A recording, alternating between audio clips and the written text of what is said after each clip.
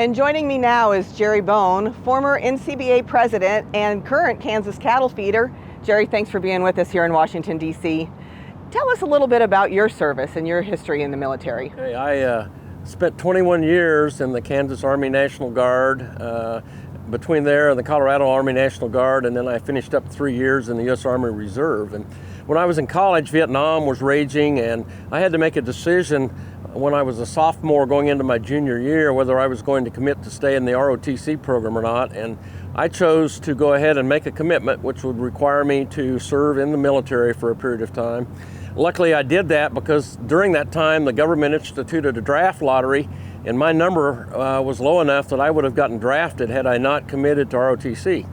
So I got commissioned as a second lieutenant in the Army, and I decided that I would rather do a career in my profession rather than be in the military for any length of time. But I did stay in the National Guard, and I served 21 years. I retired as a lieutenant colonel.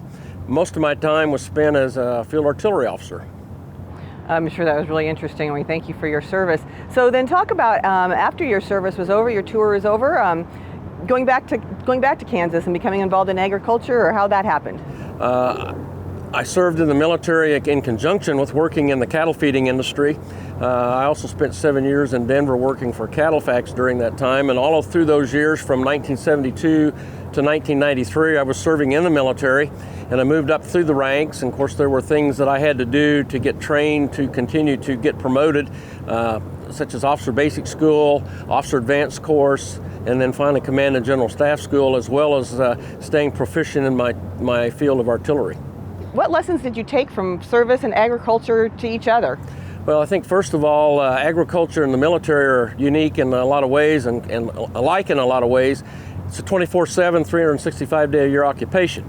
Also, the fact that we're all very much patriots. Agricultural people are very proud of their country. They're very patriotic. They fly the flag. They're proud to show it, much like the military. And so, you know, the agriculture is involved in producing food and fiber to support the country. Our military people are out there protecting our freedom and allowing us to continue to do the occupations and do the work that we like to do. So I think they work together and conjunctively very, very well.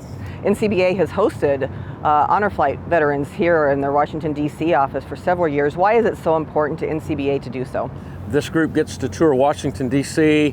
They see all of the various monuments. Many of them were Vietnam veterans, I know, and Korean veterans, and they get to see those monuments here honoring their service.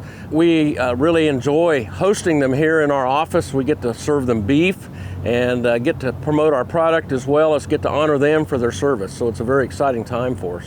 Jerry, thank you for your service, not only to the beef industry, but also to our country as well. Thank you, Kate. Thanks for allowing me to be here. Since 2005, the Honor Flight Network has celebrated our nation's veterans with an all-expenses-paid trip to the memorials and monuments in Washington, D.C. that are dedicated to their service and sacrifice. To find an honor flight near you and to learn more, visit honorflight.org.